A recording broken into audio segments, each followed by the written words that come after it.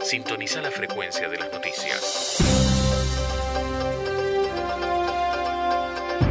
Toda la actualidad del país, de la provincia y de nuestro Villa Gesell en FM Impacto. FM Impacto 95.5. La radio de las noticias. Gesell Seguridad, agencia autorizada por Ley 12.295, que cumple con todas las regulaciones legales, nacionales y provinciales. 460606, teléfono para contratar el servicio de seguridad personal, seguridad electrónica y seguimiento satelital de vehículos. Gesell Seguridad, 460606. ¿Estás preparado? Liberate del internet lento. Cotel te ofrece fibra total. Navega hasta 100 megabytes. Solicita información al 46 16 65. Sujeto a disponibilidad técnica. Cotel te ofrece fibra total.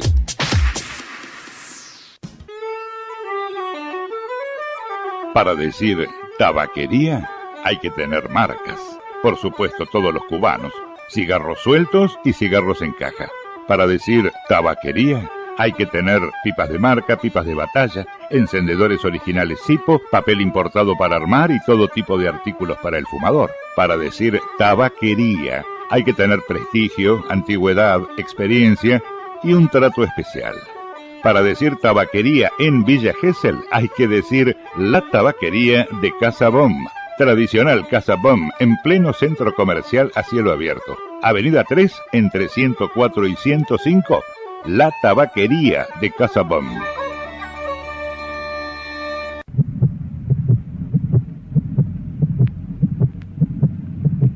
Cuando te entre a fallar, ¿qué vas a necesitar? Necesitas médico a domicilio y una ambulancia preparada con toda la tecnología para que llegues compensado al más cercano centro de mayor complejidad clínica que exista. ¿Te digo qué necesitas? Te hace falta ser afiliado de Emergencias Villa Gesell. Es barato y bueno. Tan bueno que puede salvarte la vida. Emergencias Villa Gesell. 46 5500.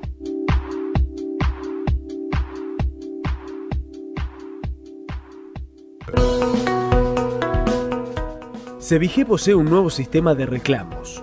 Ahora podés comunicarte con la Guardia de manera gratuita al 0800 406 2348 o descargar la aplicación Sevigé Móvil para tu dispositivo Android o Apple. Sevigé, mejorando nuestros servicios para la comunidad.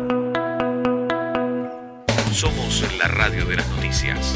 Nos escuchás online a través de www.fmimpacto.com.ar. 95.5 FM Impacto.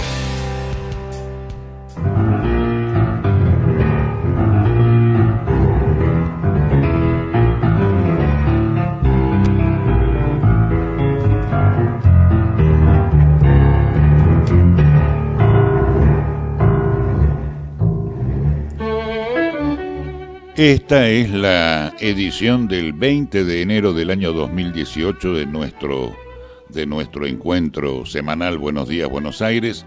Fernando Brunet les saluda.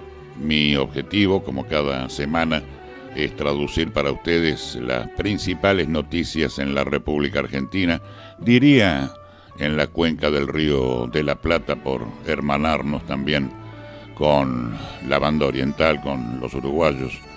Y en esta tarea me acompañan Paola Ardaya, nuestra corresponsal en Europa, desde Londres, Abel Reynoso, el profesor Reynoso, opinión política desde los Estados Unidos. Traigo también un informe de agencia internacional, puntualmente el día de hoy, apuntando a este shutdown. Cerró el gobierno de los Estados Unidos de Norteamérica porque no le aprobaron el presupuesto. Un episodio curiosísimo que estaremos comentando en unos minutos más. El doctor Hugo Vega, nuestro especialista, doctor en Ciencias Económicas, para la página de Economía y Negocios de esta semana. Y nuestro capítulo de divulgación cultural argentina, y también rioplatense por extensión. En fin, los contenidos del encuentro semanal. Aquí estamos. Buenos días, Buenos Aires.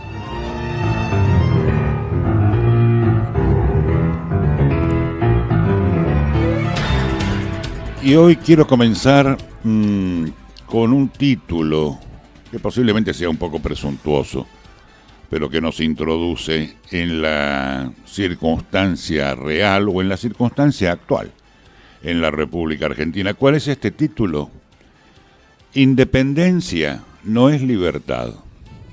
Independencia no es libertad. Claro que no hay verdadera libertad sin independencia, esto es cierto. Pero la libertad individual y la libertad comunitaria en el contrato social es un proceso, es un plato con varios ingredientes y con su tiempo de cocina también. Aquí en Argentina, por razones que son largas de expresar, pero que estoy seguro que compartirían las doctrinas de los partidos populares más importantes de nuestro país. Aquí en Argentina, decir libertad es tener como país, claro, independencia económica, soberanía política y justicia social. No crean ustedes que estos apotegmas son solamente peronistas. En realidad el mismo peronismo lo tomó de otras instancias partidarias como las del socialismo y algunas del propio radicalismo también. Independencia económica, soberanía política, justicia social. Y hasta ahora los argentinos no lo logramos. Hemos logrado independencia, si es que esto puede decirse de una manera cabal. Pero reitero, independencia no es libertad. Hasta ahora los argentinos no lo logramos. Y cuando lo intentamos, y nos tiraron con todo lo que tenían. Y esto no es de ahora, es histórico. Los voltearon a los radicales en 1930 con el gobierno popular de Irigoyen.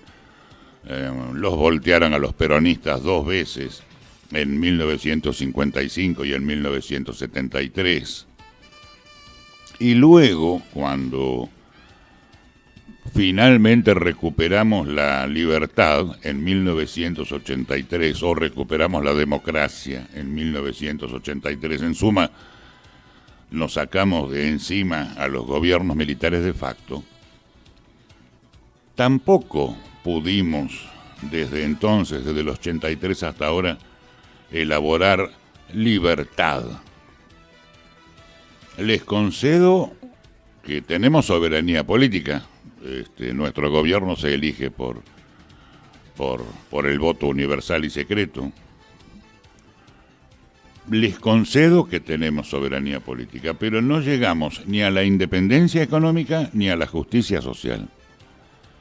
¿Por qué no independencia económica? Y bueno, por lo más evidentísimo, Argentina ya alcanzó una deuda externa por préstamos que ha tomado de la plaza financiera internacional. Argentina ya tiene una deuda externa de 350.000 millones de dólares, que inhibe cualquier independencia económica. Somos terribles deudores. Y justicia social tampoco tiene, bueno, por lo que ya es conocido, lo hemos comentado en tantos capítulos anteriores. Tenemos en este momento un 31% de pobreza estructural en la República Argentina. El 7% de la población vive en condiciones de indigencia plena. Y la pregunta es, a la hora de tener independencia sin libertad, o libertad sin independencia, como lo quiera poner, el orden de estos factores no altera el producto final. La cuestión es, ¿y cómo hacerlo, no? ¿Cómo lograr ese objetivo que a otros países les resulta factible y a nosotros nos resulta tan penoso que pasan las décadas y continuamos sustentando los mismos problemas? Mire, Alfonsín, 1983-1989, culminó en la hiperinflación, 1000% anual. Menem, que vino después, culminó en la hiperpobreza, con el peso argentino 1 a 1 con el dólar. Después vino de la Rúa, hipercrisis, incluso con corralito y sujeción de los ahorros particulares en los bancos. Después vino Néstor Kirchner, que se murió 4 años más tarde, sin completar su programa de gobierno. Luego vino Cristina Fernández, un hiperdéficit fiscal. Y finalmente Macri, con un hiperendeudamiento. Sí, vamos de hiper en hiper. ¿Cómo hacerlo, no? ¿Cómo hacerlo? Esta es la pregunta que devana el seso de los argentinos día tras día, mes tras mes, año tras año y década tras década. ¿Cómo hacerlo, Cristo? Don Abel Reynoso nos dio una pista la semana pasada, para los que sean seguidores del programa. Nos explicó que después de la victoria del capitalismo como doctrina mundial, sin que esto signifique otra cosa más que la historia misma, el capitalismo le ganó al comunismo y se instaló como doctrina económica mundial, no solamente en Occidente. Decía don Abel que después de la victoria del capitalismo como doctrina mundial, para lograr justicia social, esto es, para lograr pobreza cero, movilidad social y una buena calidad de vida, ¿qué había que hacer? Así como están las cosas ahora. Y bueno, don Abel decía, hay que venderle el alma al diablo. ¿Y qué quiere decir don Abel cuando dice la solución posible, no la única, es venderle el alma al diablo? Bueno, a lo que se refiere don Abel es a resignar independencia económica, a eso se refiere. La última negociación posible, y esto sí saben hacerla además, ¿no?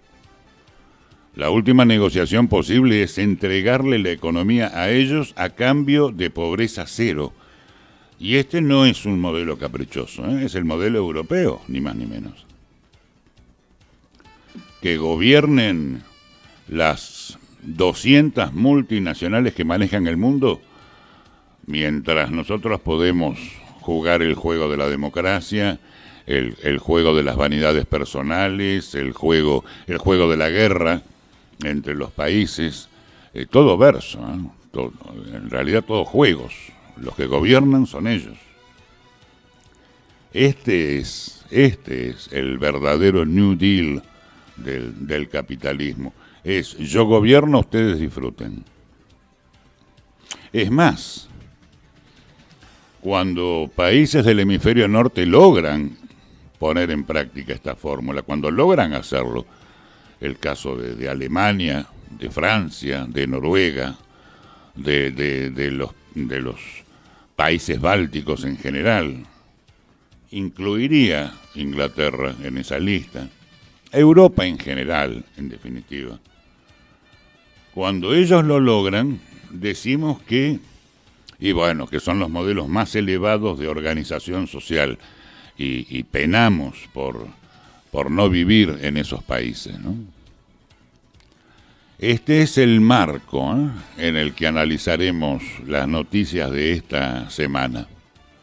Una percepción de la argentinidad ya agotada, cansada de un tránsito que empezó con una esperanza tan extraordinaria en 1983, que atacó en materia de derechos humanos con una respuesta por entonces el gobierno del doctor Alfonsín, que fue francamente sorprendente, el juicio a las juntas militares que habían gobernado Argentina y su encarcelamiento efectivo a pocos días de haber iniciado su gobierno.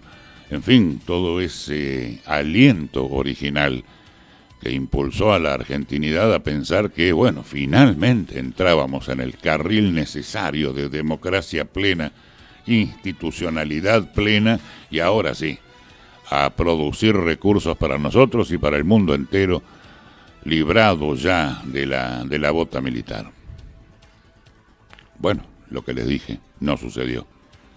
De la hiperinflación a la hipercrisis y al hiperdéficit fiscal, y ahora el mega endeudamiento, y la verdad es que la argentinidad empieza a cansarse, a llegar al límite de sus propias fuerzas. En esa circunstancia estamos y desde esa perspectiva atacaremos los títulos nacionales para esta semana. Buenos días, Buenos Aires.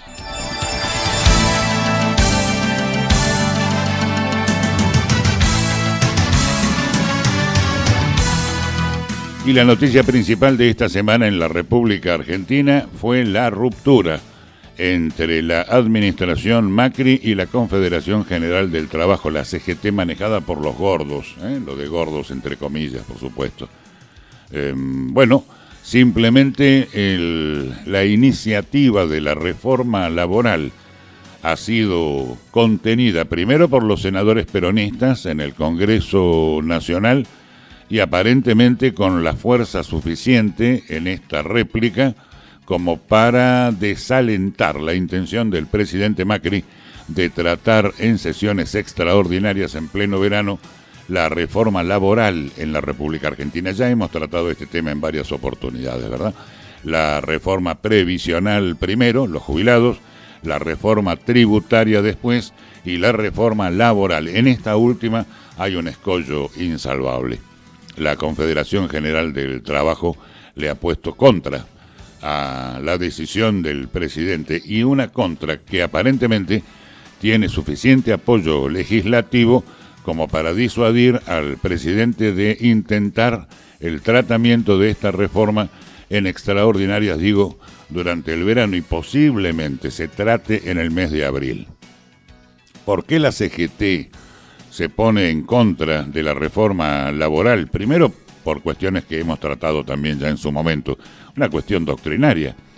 Las leyes que ahora se intentan derogar, las leyes laborales en la República Argentina, fueron justamente constituidas por el peronismo, la Constitución de 1949, ya hemos explicado esta porción en su momento.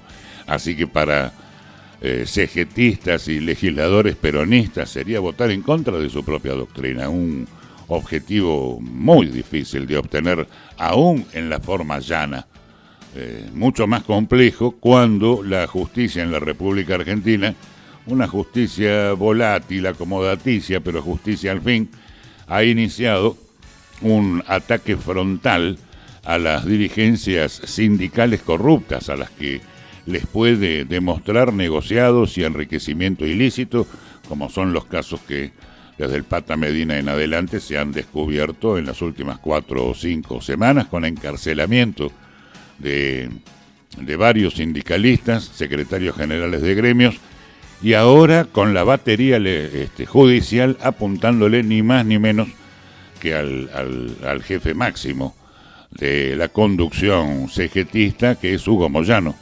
el secretario general de camioneros, del sindicato de camioneros. Bueno, la CGT, ante esta doble circunstancia, una doctrinaria, la otra el avance de la justicia sobre sus territorios, y aparentemente con pruebas suficientes como para meterlos en chirona a todos los procesados, bueno, ha generado una ruptura de ese acuerdo original que duró prácticamente los 2 primeros años de la administración Macri entre la CGT oficial, no así con los gremios de izquierda, y los legisladores peronistas. Bueno, ese romance terminó. Y a propósito de esta circunstancia, la CGT rechaza la reforma laboral. Salió el jefe de gabinete, Marcos Peña, descalificando una declaración de los dirigentes de la CGT, ahora lo comento. Declaraciones contra las políticas del gobierno nacional.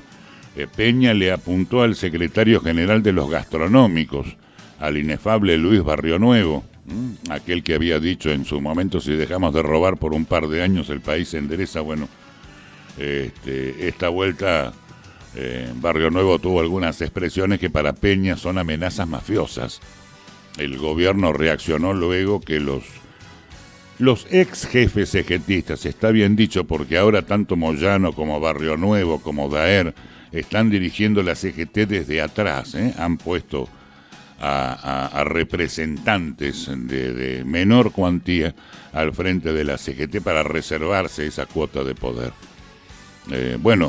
Tanto Hugo Moyano como Luis Barrio Nuevo encabezaron junto a los miembros del triunvirato, porque ahora la CGT tiene un triunvirato, dos de ellos los más salientes, Smith y Acuña. Bueno, realizaron una cumbre sindical en Mar del Plata y tras la cumbre difundieron un muy duro documento contra las políticas del gobierno. En este documento reclamaron, ya puntualmente, la derogación de la ley de reforma previsional, las paritarias sin tope y, anunciaron que no acompañarán la reforma laboral que la CGT había acordado con el oficialismo en su momento y que ahora da marcha atrás por esta ofensiva judicial contra las principales dirigencias gremiales, ¿no? Además, en ese texto, los sindicalistas rechazaron el mega decreto de necesidad y urgencia que el gobierno firmó la semana pasada, particularmente en lo atinente a las reformas laborales o a los temas laborales. En principio, la CGT rechaza que el sueldo, el salario mensual de los trabajadores pueda ser embargado. Esta es una decisión contenida en este decreto de necesidad y urgencia que la CGT rechaza y además la Organización Internacional del Trabajo también tiene doctrina en esta materia. No se pueden embargar los sueldos. También prohibición de disposición de los fondos del ANSES, el fondo que administra los haberes jubilatorios para las personas mayores de 65 años. La prohibición de disponer de los fondos del ANSES para la timba financiera, que fue la primera medida restrictiva de esta nueva etapa que tomó el gobierno de Mauricio Macri. ¿Por qué? Y porque desfinancia el sistema de seguridad social y por lo mismo es inconstitucional. Pero también es cierto que Macri tiene sus argumentos para presentar la reforma laboral, El jefe de gabinete, Marcos Peña, confirmó que el gobierno ya no apuesta a la reforma laboral tal como la ideó originalmente. El funcionario dijo que la reforma laboral, esto ya lo habíamos anticipado, recuerden, el sábado pasado. El funcionario dijo que la reforma laboral, podría dividirse en varias leyes, pero lo que no podemos aceptar, dijo el jefe de gabinete, es que no haya cambios en un sistema laboral injusto y obsoleto. Peña consideró que es urgente impulsar un blanqueo laboral. Sí, esta es la parte buena de la reforma laboral, que hay en la República Argentina un porcentaje muy alto de trabajadores que no está en relación de dependencia con sus empleadores, sino contratados en negro o de una manera cuentapropista. Posiblemente, si al cuentapropismo argentino se le facilitara con una reforma laboral la toma en nuevas condiciones contractuales de los trabajadores, un 25% del trabajo en negro se resolvería inmediatamente. Esto agrandaría los recursos de ANSES y posiblemente cubriría ese desfinanciamiento que le impuso el presidente de la Nación. Esta es una de las medidas favorables contenidas dentro de la reforma laboral, pero como les dije antes, deroga los principales argumentos políticos del justicialismo, que fue el redactor de esa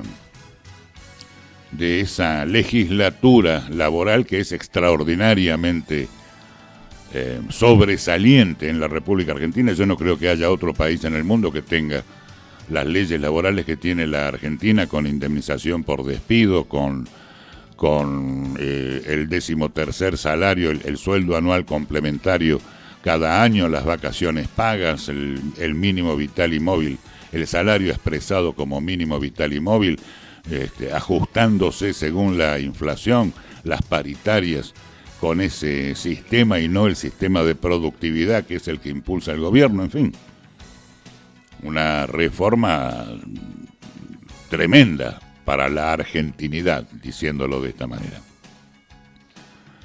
Y Peña, por último, consideró que es urgente impulsar un blanqueo laboral. Esta es la parte en que le doy la derecha al jefe de gabinete. Y también que Argentina necesita urgentemente mejorar el sistema de capacitación laboral de su gente. Esto también es cierto, no solamente por la tecnología y la robotización, sino porque en este desencuentro de un 30% de pobreza durante 3 o 4 generaciones, ya hay todo un sector de la población argentina que no está capacitado ni siquiera para las tareas menores. Es más, cuando se le dice a la gente salgan a buscar trabajo y la gente no tiene ni ropa ni calzado para salir a buscar trabajo, empiezan a quedar desclasados. Posiblemente una ley de reforma laboral que atenuara las condiciones de empleo y favoreciendo, por supuesto, los intereses del empleador, no los del empleado, se pudiera lograr la incorporación de una masa importante de trabajadores a la relación de dependencia, ¿no? Más personas al mercado laboral, en suma. Pero la cuestión principal es que la justicia le está entrando al poder sindical, ¿eh? Búsquelo por allí. El enfrentamiento, el nuevo enfrentamiento entre CGT y gobierno. Los gordos le dicen que no a Macri, Macri le larga los perros de la justicia, el senador Pichetto, el jefe peronista en el Senado, ya advierte que si los sindicalistas no apoyan la reforma laboral de Macri, los senadores peronistas no votarán la reforma macrista. Este mensaje Macri lo ha entendido, por eso que Peña dice, bueno, a lo mejor tenemos que hacer algunas modificaciones. Macri les largó los perros y en realidad ahora Reynoso se va a expresar en esta materia cuando los tenga a todos presos y posiblemente vuelva con la reforma laboral. Este es el nuevo camino, ¿no? Porque además Macri está jugado absolutamente. Si no impone, y con éxito, la doctrina liberal en materia económica en nuestro país en los próximos 2 años que le restan, y una de las cosas que sucede es que no ganará las elecciones del 2019 porque ya hay una masa crítica que si esta experiencia no sale económicamente bien, Macri se cavó la fosa. Pero ojo, que también hay un tema. Esta conducción sindical y merece justicia, porque es la conducción sindical que negoció con los militares del 76 al 83, porque después negoció con Menem la estabilidad laboral, generando un desempleo brutal que inmediatamente quedó fijado en ese 30% de pobreza, y es la conducción sindical que negoció con Macri durante un año largo también. Todavía a Macri le falta reconquistar a la clase media, a la que ya no convence más con promesas. 2017 fue el último cheque que firmaron, así que ahora empiezan a estar las cosas negro sobre blanco. Esto quiero decir. Ahora vendrá la CGT a buscar, curiosamente, el apoyo político y legislativo de los peronistas en su enfrentamiento con Macri y la justicia, ¿no? Y la pregunta que nos hacemos todos los analistas políticos en este momento es, ¿y qué hará? ¿Qué hará el Partido Justicialista dividido, dispersado? El peronismo no kirchnerista se pregunta, por supuesto, también, ¿no? Si no es la oportunidad, si apoyara a los gordos de la CGT, si no es la oportunidad de asegurarse el voto sindical en 2019 y de alguna manera recuperar oxígeno ante el macrismo. Bien compleja o bien complejo el mapa societario esta semana en la República Argentina. Oigan a Abel Reynoso desde Estados Unidos opinando sobre esta materia. Para don Abel, la guerra de Macri contra la CGT se prepara para ser la madre de todas las batallas.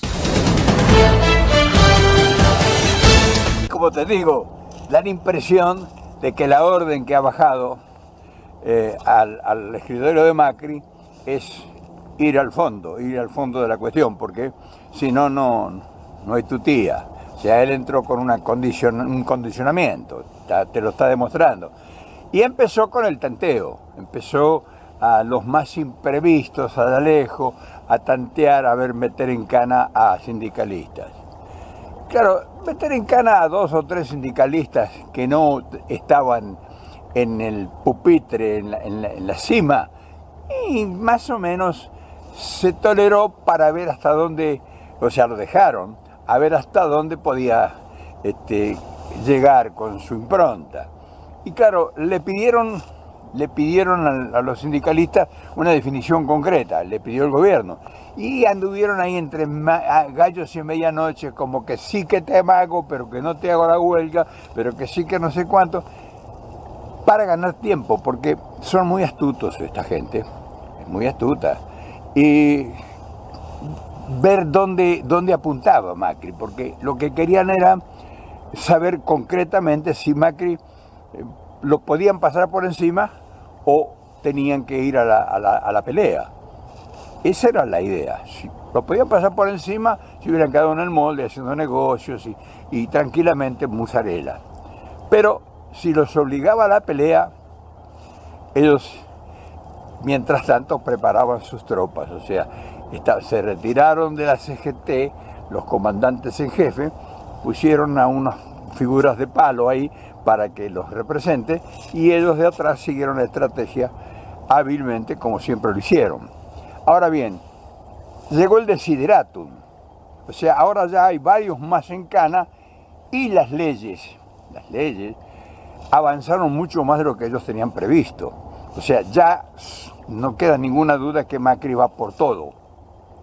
Y claro, y ya le dijo el general Barrio Nuevo hace unos días, ahí sentado en su comando, le dijo: nosotros ya le ganamos a los militares una batalla, le ganamos la guerra a la dictadura, le ganamos la guerra a los peronistas, le ganamos la guerra a Cristina, le ganamos la guerra a Manetto, le ganamos la guerra a Néstor.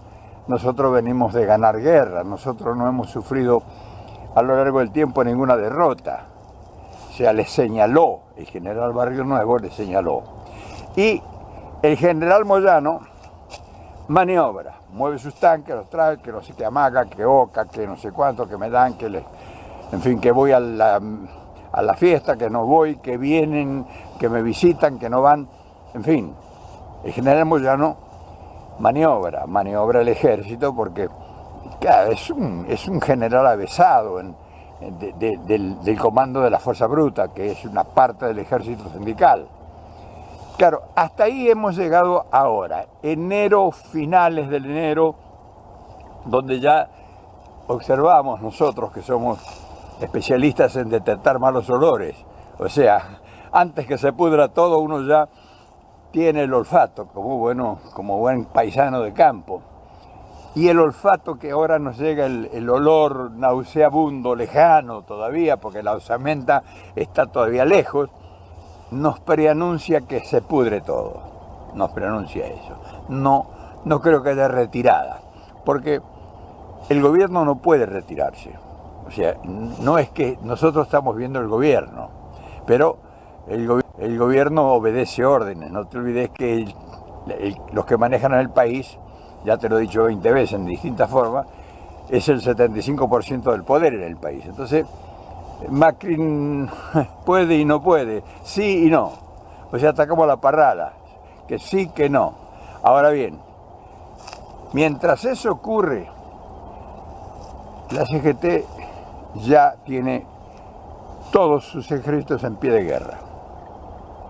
Y por si las cosas estuvieran en duda de lo que te estoy diciendo, ayer acaban de sacar un decreto limitando las paritarias de los obreros. Eso es prácticamente una declaración de guerra. Fíjate que hoy estamos 17 de enero. Fíjate cómo están dadas las cosas. Es decir, Macri metió la mano en una cueva ciega. Resulta que esa era una cueva de víboras de cascabel. Es difícil que si vos metés la mano en una cueva ciega donde está el cardumen de las víboras de cascabel, salgas indemne. de esa aventura. En fin, vamos a seguir, especulando, vamos a seguir poniendo en evidencia cómo están las cosas para ir calculando en dónde nos tenemos que poner nosotros, porque eso puede ser muy bueno para nosotros los peronistas o intrascendente si están todos durmiendo la siesta y extraordinario para si estás avisado y sabes sacar ventaja de estas situaciones. Porque los sindicalistas van a necesitar a los peronistas, aunque te parezca mentira. Aunque te parezca mentira, vea cómo la venimos de rebote a pegar nosotros.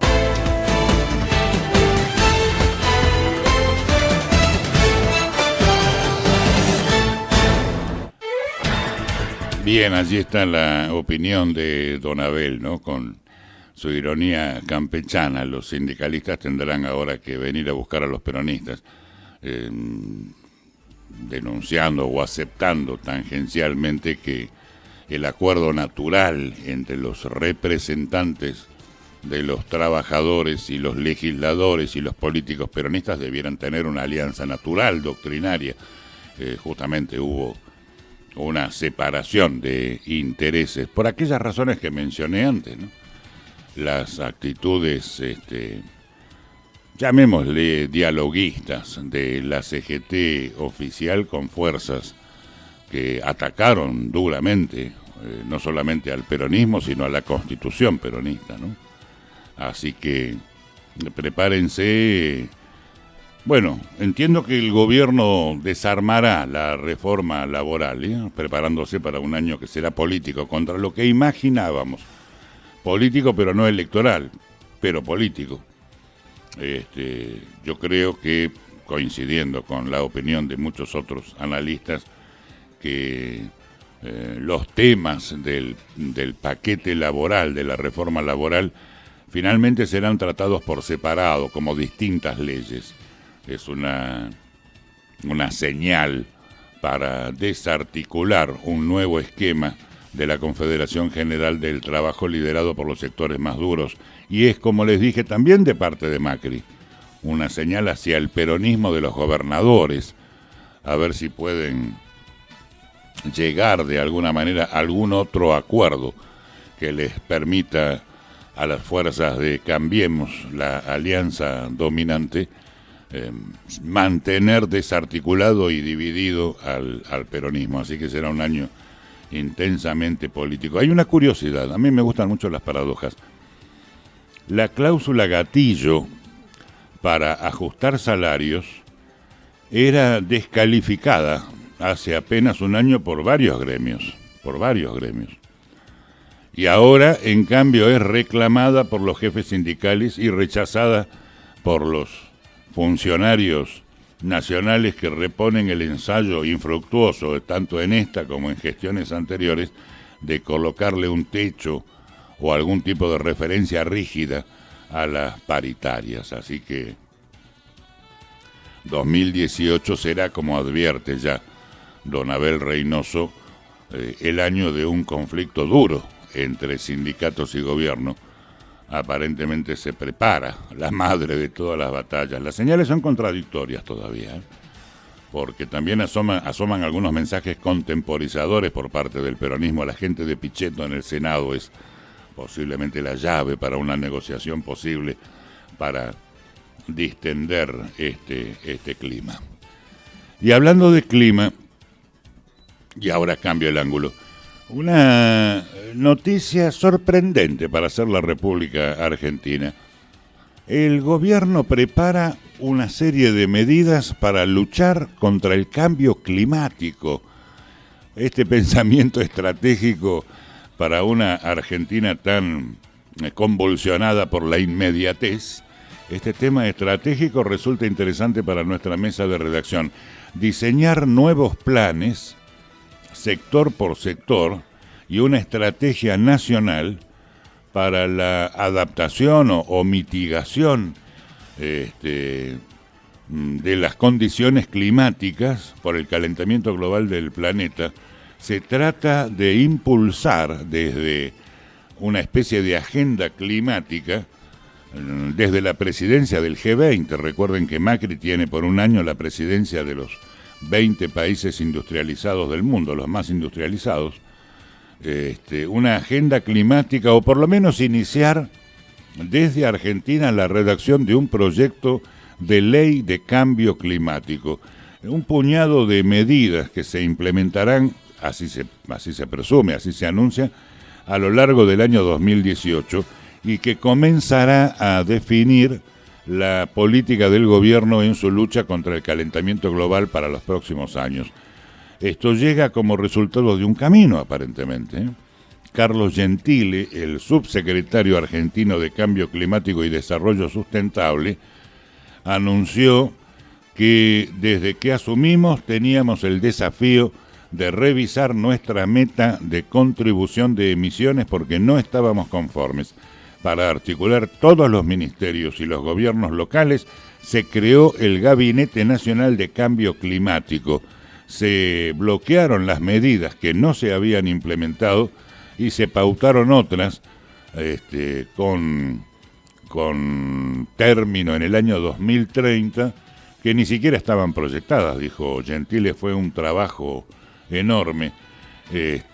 Bueno, ahí va Argentina con un programa que se llama Contribución Nacionalmente Determinada, NDC, por sus siglas en inglés, ¿no? Una contribución nacionalmente determinada de las emisiones de gases de efecto invernadero que el país, Argentina, se comprometió a reducir en un 18% de manera incondicional y del 37% de modo condicional. No es una cuestión declarativa, ¿eh? Es un programa para ver cómo se implementa cada medida. Volveremos sobre esta cuestión. Resulta sorprendente que Argentina se siente en una mesa internacional a discutir el cambio climático, porque tampoco somos emisores de tantos gases industriales. Justamente el problema que tiene Argentina es la falta de industrialización. Pero bueno, es una señal del presidente temporal del G20, el presidente de Argentina, Mauricio Macri. Hasta ahora, estos son los títulos principales de esta semana. Tal vez volvamos sobre el titulario argentino antes de terminar el programa. Un par de consejos institucionales que son de valor y atacamos inmediatamente la página internacional. Sintoniza la frecuencia de las noticias. Toda la actualidad del país, de la provincia y de nuestro Villa Gesell en FM Impacto. FM Impacto 95.5. La radio de las noticias.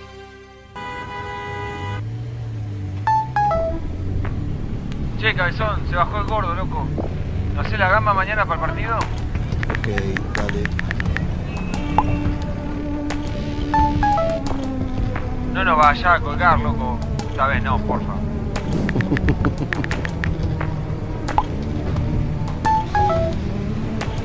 Amor, el bebé está despierto, esperándote. ¿En cuánto llegas?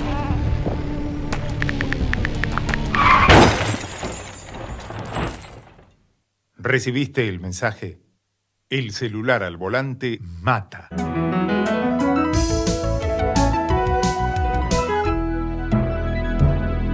Luchemos por la vida. Hola, soy Graciela del barrio La Liguria de Resistencia Chaco. El otro día, después de una lluvia, salí al patio y di vuelta y limpié todos los recipientes que puedan contener agua.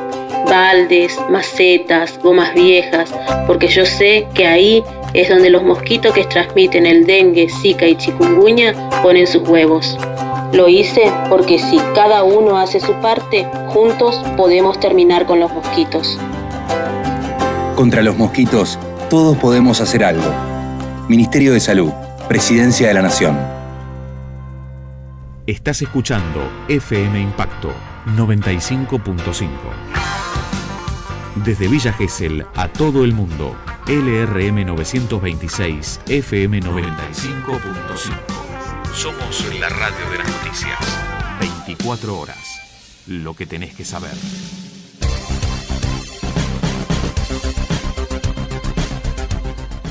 La página internacional.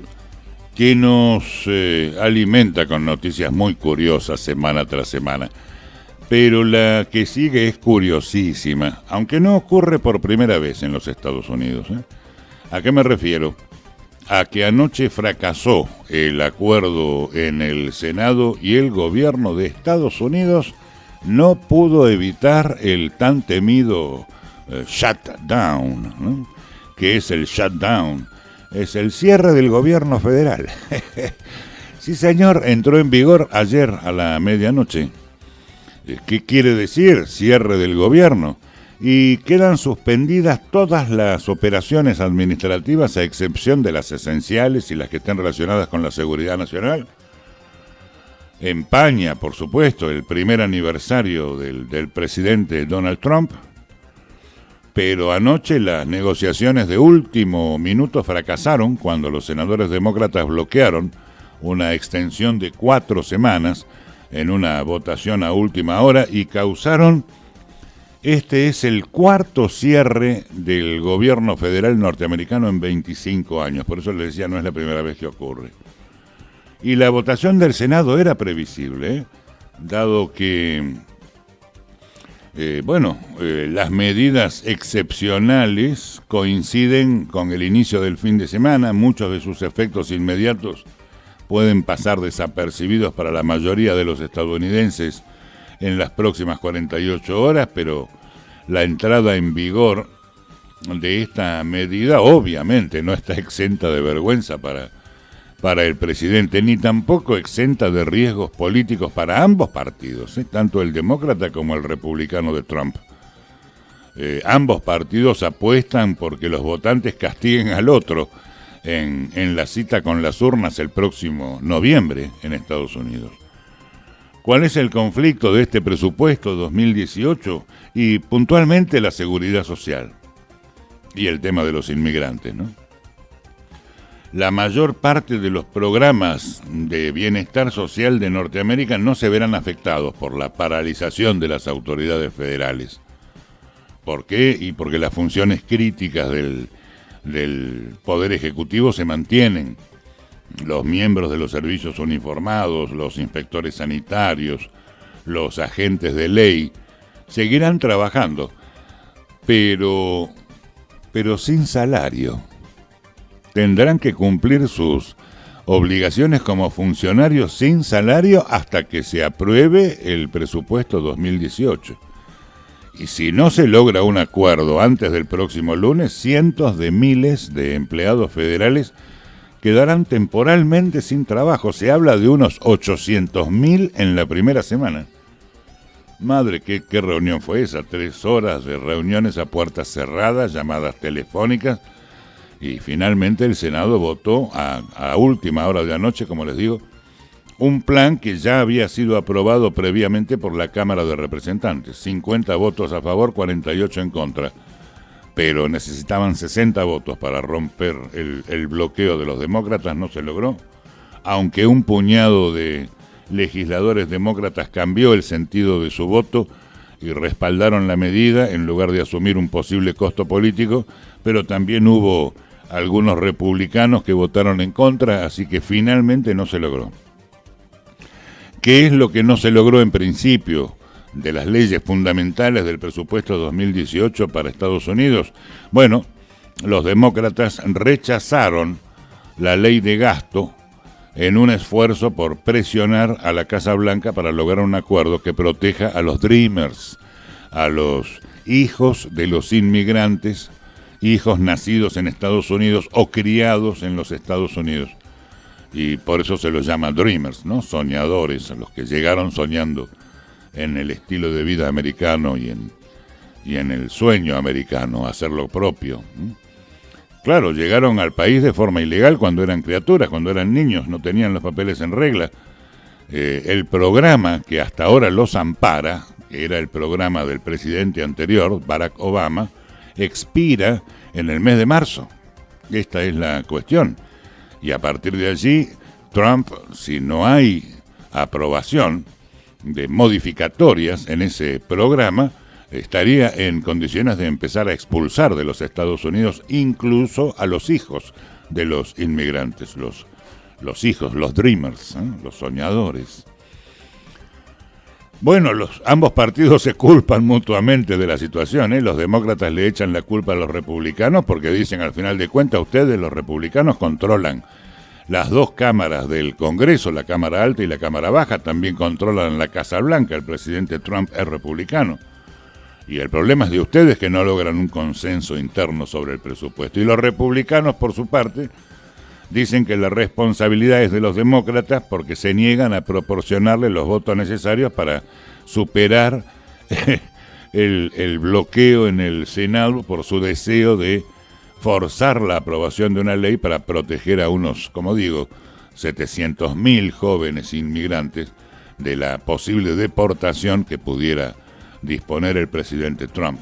Bueno, he recortado para ustedes en este tema, Estados Unidos es título dominante esta semana en la página de internacionales, he recortado para ustedes un informe que da cuenta, de estas temáticas, la lucha contra la inmigración ilegal en Estados Unidos, el shutdown, ¿qué pasa si cierra el gobierno de Estados Unidos?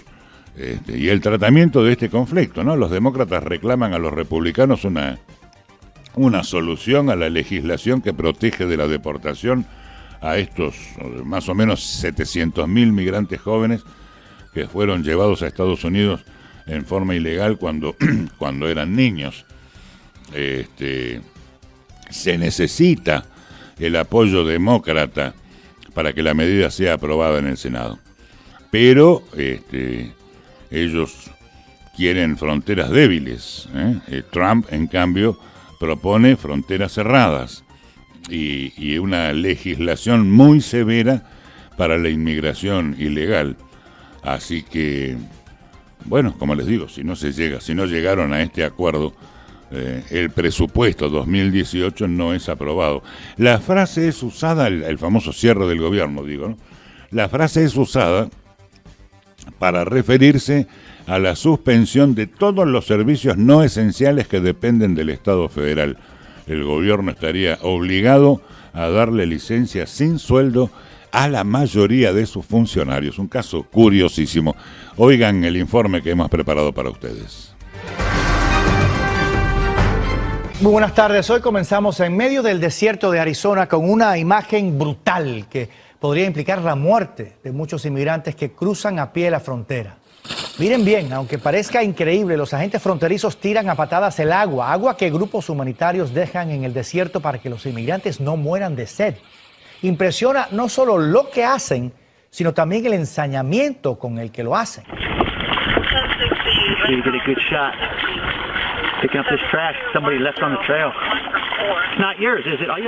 La patrulla fronteriza no ha confirmado si este agente que ustedes ven ahí, que se ríe incluso mientras hace lo que hace, sigue en activo. Enseguida les contamos todo sobre lo sucedido en la frontera y nos iremos también a Washington, donde Noticias Telemundo tiene hoy amplio despliegue con Julio Vaqueiro y Francisco Cuevas para contarnos cómo le puede afectar a usted el cierre del gobierno si finalmente se produjera mañana y las explosivas declaraciones del presidente Trump sobre el muro fronterizo. Pero ahora continuamos con lo que comenzamos. Acciones imperdonables de los agentes fronterizos destruyendo el agua y la ayuda vital para quienes cruzan la frontera bajo el sol del desierto. Lourdes Hurtado tiene toda la información y las reacciones de una madre que perdió a su hijo en esa travesía. Cuando ve estas imágenes, Fermina piensa en su hijo Nelson de 13 años. Sabe que uno de esos galones de agua lo pudo haber mantenido con vida cuando cruzaba el desierto de Arizona. No sé qué es lo que tienen en sus corazones, ¿verdad? Si es amargura, es frustración o es coraje, porque si ellos están haciendo eso con el agua, es como decir, pues están matando a un ser humano. Ayer, la organización No Más Muertes compartió esta compilación de videos tomados durante los últimos 7 años, en donde agentes de la patrulla fronteriza en Tucson, Arizona, son captados pateando galones de agua y confiscando mantas dejadas en el camino como ayuda humanitaria. Les pusimos unas cámaras ahí que solo se activan cuando hay movimiento. Lo que encontraron fueron patrulleros que intencionalmente destrozaban la ayuda. Ellos quieren que sea más peligroso, fatal. Los restos de al menos 7,000 personas han sido hallados en esta frontera en las últimas 2 décadas. El vocero de la patrulla fronteriza aseguró que sus agentes tienen claras instrucciones de no tocar, retirar o destruir el agua o comida que encuentren en el desierto, pero no pudo confirmar si los agentes que aparecen en los videos han recibido sanciones. Por la salud de la gente y igual de la familia de la gente, esta oficina no compartimos esa información con el público. No Más Muertes estima que entre marzo de 2012 y diciembre de 2015, más de 3,000 galones de agua fueron destruidos intencionalmente, por lo que la organización buscará denunciar estos hechos ante las Naciones Unidas. José. Indignante, Lourdes. Muchísimas gracias. Unas explosivas declaraciones del presidente Trump sobre México y el muro han vuelto a tensar la relación entre Estados Unidos y México. Y esta vez, además, entre el presidente Trump y su jefe de gabinete, John Kelly. Todo comenzó por unas declaraciones de Trump insultando otra vez a los mexicanos y asegurando que pagarán el muro, caiga quien caiga. Paco Cuevas tiene todas las reacciones. Mientras en Washington las protestas y los arrestos de jóvenes soñadores continúan a solo horas de un posible cierre de gobierno, la guerra de palabras por el muro fronterizo se agudiza. El presidente Donald Trump continúa defendiendo su tema favorito de campaña. We will build a great wall. Build a wall. En su cuenta oficial de Twitter, el mandatario dijo: "El muro es el muro. Nunca ha cambiado ni evolucionado desde el primer día que lo concebí". Es la respuesta del presidente Trump luego de que el jefe de despacho, John Kelly, le habría dicho a legisladores demócratas que el presidente estaba mal informado sobre el tema del muro fronterizo y su construcción. El congresista Henry Cuellar de Texas representa parte del territorio donde se construiría el muro de la discordia. Tenemos 654 millas de cerca ahorita, pero como lo quiere hacer el presidente, no se va a hacer. Trump insistió en que el muro será pagado directa o indirectamente por México y que el costo de $20,000 millones es insignificante comparado con lo que México gana de los Estados Unidos. Hay tantas cosas, tantos temas en este país que necesitan atención y que le dé atención a un muro inútil. En México, la respuesta es la misma, un rotundo no al pago del muro fronterizo de Trump. A México se le respeta, México es importante en la relación bilateral, especialmente en el tema de seguridad, para recordárselo al presidente. El gobierno mexicano respondió mediante este comunicado y reiteró que nunca pagará por este muro fronterizo y que se trata de un tema de soberanía y dignidad nacional. En Washington, Francisco Cuevas, Noticias Telemundo. Esa insistencia del presidente Trump por el muro a cambio de una protección para los Dreamers es uno de los obstáculos, quizás el más grande, para alcanzar un acuerdo que evite el cierre del gobierno a partir del sábado. Lo que quiere decir es, ¿cómo nos podría afectar nosotros si cierra el gobierno? Julio Vaqueiro nos explica. Esta mañana en Washington, tensión por el posible cierre del gobierno. La falta de un acuerdo en el Congreso para el presupuesto federal podría congelar algunas funciones de la administración. Qué pena, porque lamentablemente nos perjudican a nosotros, ¿no? Laura vino aquí a tramitar el documento para sus 2 hijas, pero llegó sin cita. Le dijeron que vuelva otro día. Si el gobierno cierra, teme que no pueda hacer el viaje que anhela. Las funciones vitales continúan funcionando, pero sí, ciertamente los parques nacionales... No sería un cierre total. Oficinas como la que gestiona el Seguro Social mantiene sus funciones. Tenga claro que pase lo que pase, usted cobrará todos los beneficios sociales, aunque sí habrá otras áreas afectadas. Sitios como este, que es el Museo de los Archivos Nacionales, cerrarían sus puertas. Afuera conocimos a Ana María Reyes, que vino de Perú en una excursión con sus alumnas. Ahora solo espera que la tensión política aquí no afecte su viaje. Que tal vez no tengamos la oportunidad de volver a regresar y hay que aprovechar el momento. Los museos Smithsonian y el Zoológico Nacional advirtieron ya que si el gobierno cierra, estarán abiertos solo hasta el domingo. La última vez que hubo un cierre del gobierno fue en 2013, cuando demócratas y republicanos tenían diferencias sobre la ley de salud accesible. Entonces, unos 850,000 trabajadores, cerca del 40% de los empleados de la administración federal, no salieron a trabajar. En una ciudad como Washington, en donde muchos trabajan para la administración federal, el cierre del gobierno significa prácticamente la economía paralizada. Los que no se ven obligados a dejar de percibir un sueldo ni a cerrar sus oficinas son los congresistas. El ejército, seguridad en el transporte y aeropuertos también mantienen operaciones. El tiempo corre y la tensión entre los dos partidos políticos parece no mejorar. El plazo para evitar un cierre del gobierno termina mañana mismo, viernes, a las 12 de la noche. En Washington, Julio Vaqueiro, Noticias Telemundo. Y en medio de este rompecabezas político, una decisión importante para los beneficiarios salvadoreños del TPS. Aunque el programa fue eliminado por el presidente Trump, los tepecinos tendrán que renovar sus permisos de estancia si quieren quedarse en el país hasta el 9 de septiembre del 2019. Así lo anunció el gobierno, destacando que los interesados tendrán tiempo de reinscribirse hasta el próximo 19 de marzo. Por cierto, los formularios que deben completar pueden descargarse gratis en la página de internet del Servicio de Inmigración. El estado de California parece dispuesto a enfrentarse hasta el final a las políticas migratorias del presidente Trump. Hoy el fiscal general del estado, Javier Becerra, amenazó con multas de hasta $10,000 para las empresas que compartan información de sus empleados con agentes migratorios. Es su respuesta a las nuevas amenazas de redadas masivas en ciudades como San Francisco. Los 3 hermanos de California, torturados por sus propios padres, solo comían una vez al día y nada más los dejaban bañarse una vez al año. La pareja se presentó hoy en una corte, se declaró inocente de cargos que enfrentan por abusos que según autoridades comenzaron en el 2010. El padre también lo acusan de actos lascivos con una menor. María Paula Ochoa tiene lo último. Tras la aparente normalidad de esta familia se esconde una historia de horror. Por años, 13 hermanos presos en sus recámaras, encadenados a la cama, torturados sin clemencia por sus padres. Les golpeaban, sí los estrangulaban y más que nada no le daban de comer.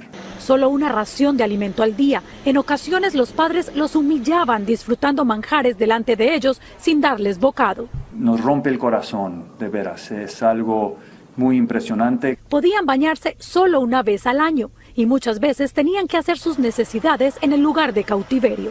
Según el fiscal, los Turpin llevaban una vida nocturna, dormían durante el día e iniciaban actividades cuando caía la noche.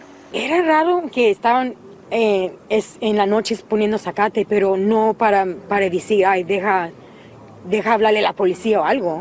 Las autoridades requisaron la residencia y decomisaron varias pertenencias. Lentamente, los hermanos están recibiendo nutrientes vía intravenosa. Este médico, que no ha revisado a las víctimas, dice es muy difícil que puedan olvidar y recuperarse totalmente. Siempre va a haber un tipo de secuela, sobre todo en el desarrollo neurológico de ellos, la capacidad mental que ellos puedan tener. Ya de por sí va a estar limitada porque no recibieron los suficientes nutrientes desde pequeños. Ahora, afuera de la casa del horror, los globos hablan de la compasión con la que muchos escuchan esta historia.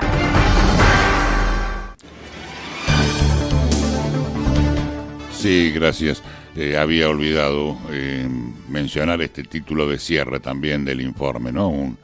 Un episodio de abuso infantil, abuso doméstico que ha conmocionado nuevamente a los Estados Unidos, un país que en esta materia tiene deudas pendientes extraordinarias, y acaba de descubrirse el caso de una familia de padre y madre sometiendo a esclavitud, a una forma horrible de esclavitud a sus propios hijos, un caso de locura extrema. Pero quisiera discurrir un minuto sobre la administración Trump, porque se cumple un año de ejercicio del nuevo presidente norteamericano. Y ayer me quedé leyendo una nota del periodista Sebastián Maril sobre el presunto apocalipsis que desataría la elección de Trump, y que en realidad pareciera que no es así. Miren, Maril se apoya en unas declaraciones de Paul Krugman. Krugman es ni más ni menos que premio Nobel de Economía, y había vaticinado, esto lo escribió el 9 de noviembre del 2016 para el diario New York Times, insisto, el premio Nobel de Economía, había dicho que Trump traerá el colapso de la economía norteamericana y el de los mercados financieros. Esto había sido pronosticado insisto, ni más ni menos que por el último premio Nobel de Economía.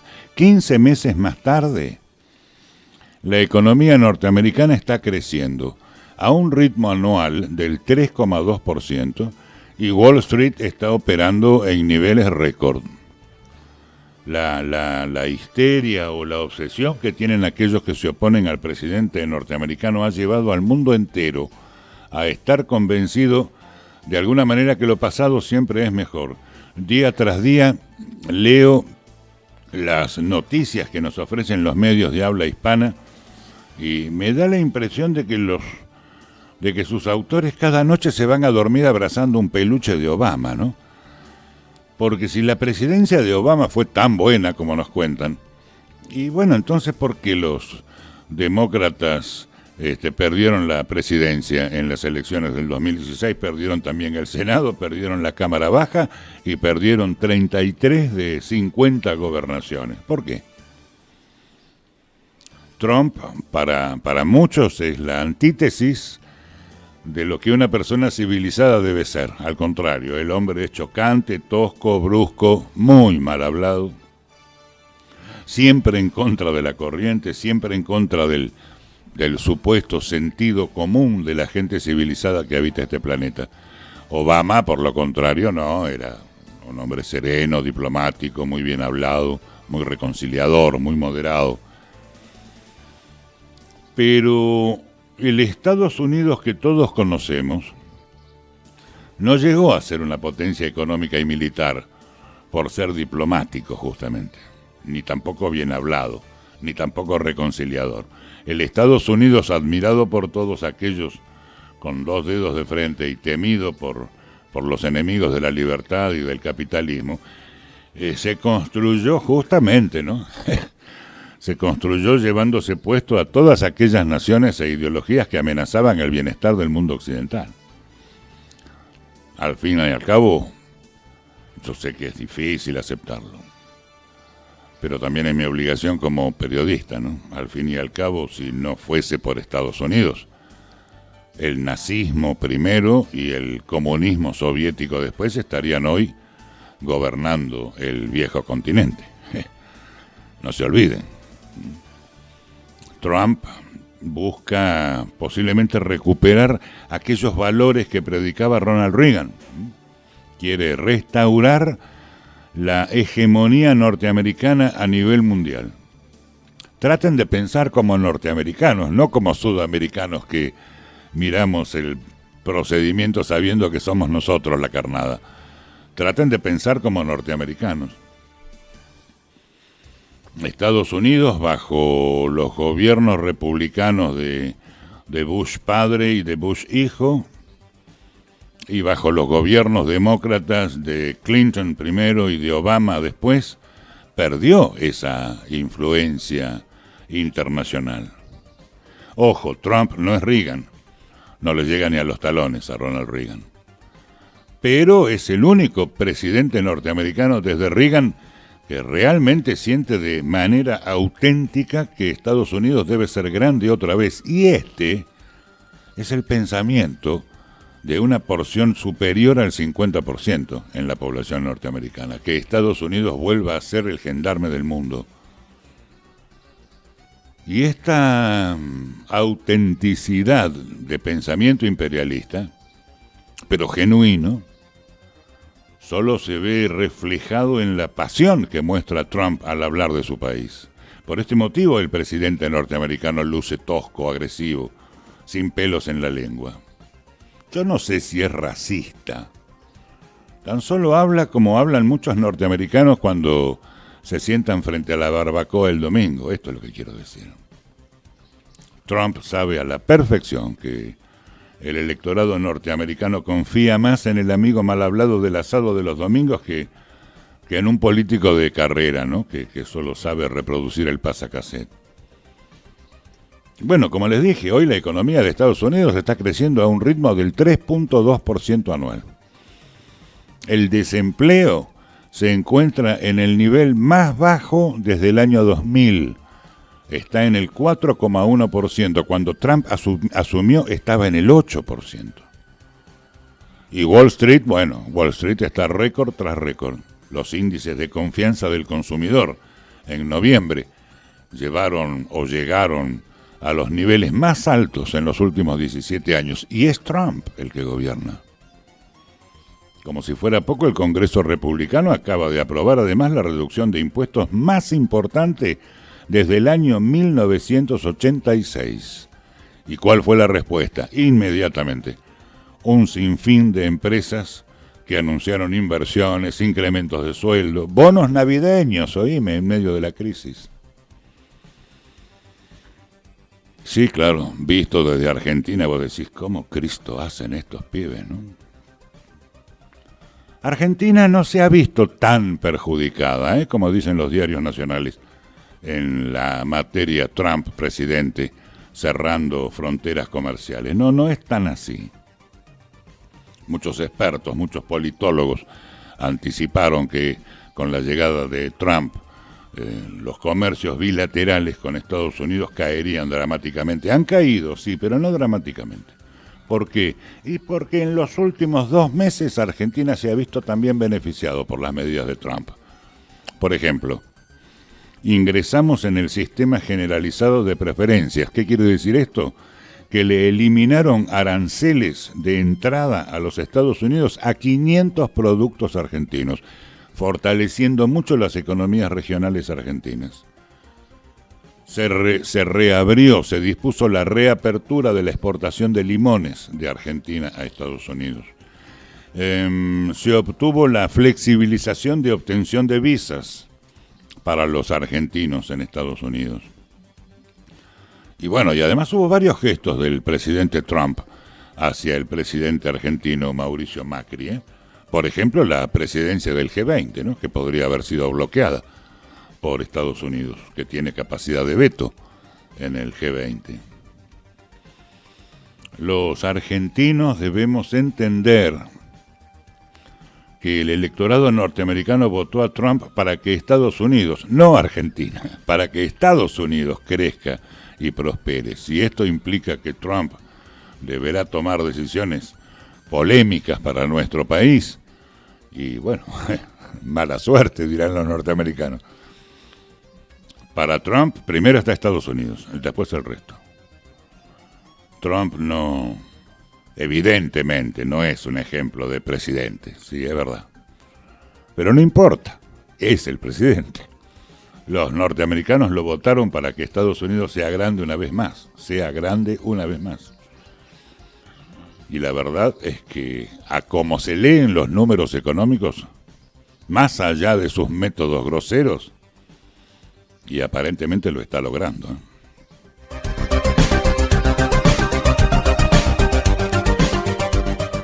La página internacional no puede eludir, por supuesto, la visita del Papa Francisco a Chile y a Perú. La visita a Perú se está concretando en este momento.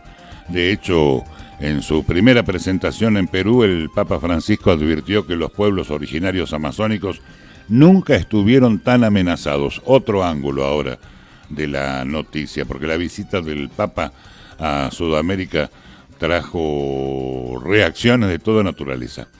Pero en principio, vamos de atrás para adelante, el Papa acaba de advertir de los peligros que se ciernen sobre la Amazonia y sus pueblos al sostener una reunión con representantes indígenas en la ciudad selvática peruana de Puerto Maldonado.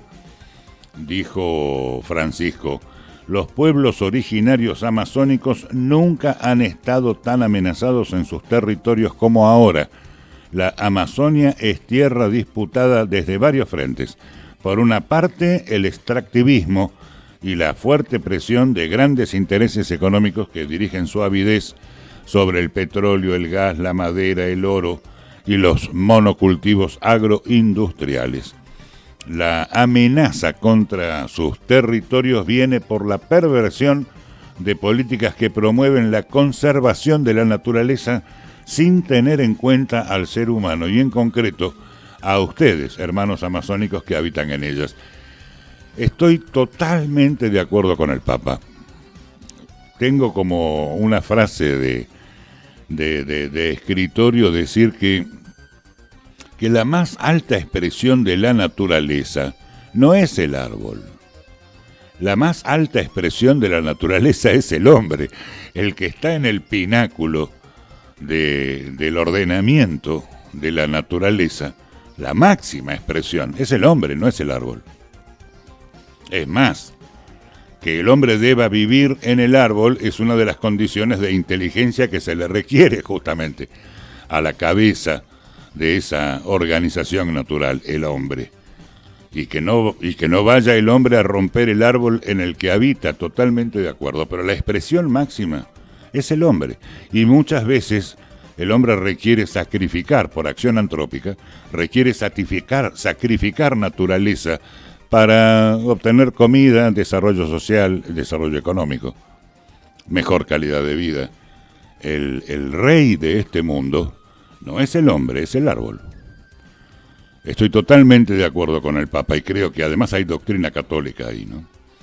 Dice el Papa, hemos de romper el paradigma histórico que considera la Amazonia como una despensa inagotable sin tener en cuenta a sus habitantes. Bueno, Francisco llegó al Coliseo Maldonandino en una especie de carrito de golf, a los que ya se les denomina los mini papamóviles.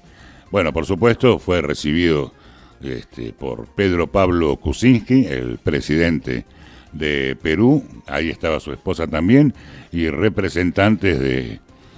cientos de representantes de minorías indígenas.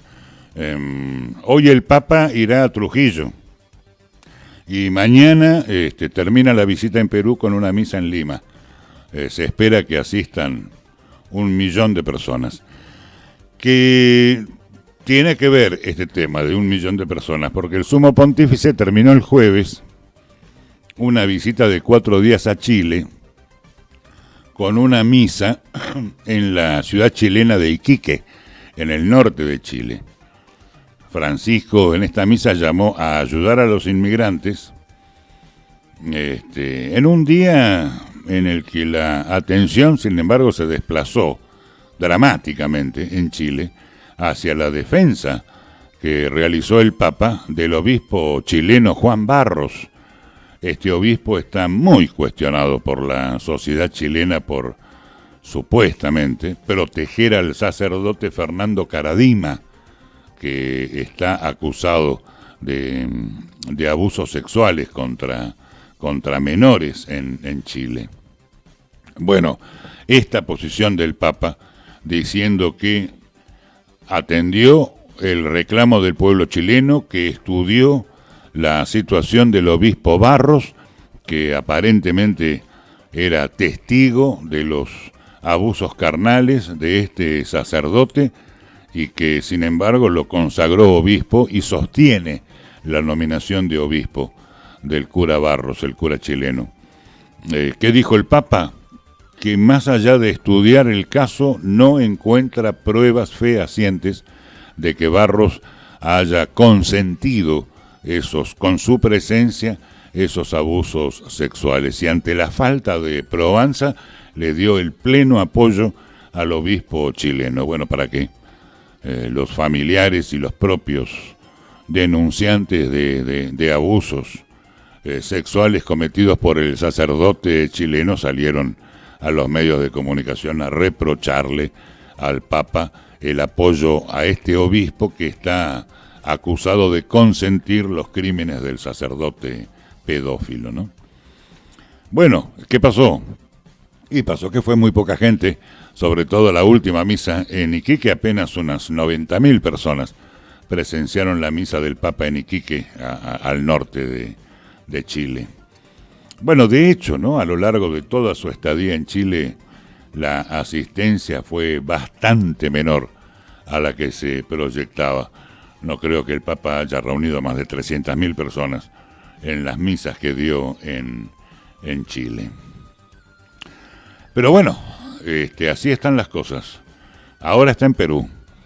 Y el Papa llamó en Perú nuevamente a combatir la corrupción. Dice que la corrupción lo infecta todo. Bueno, frente al presidente peruano, justamente, ¿no?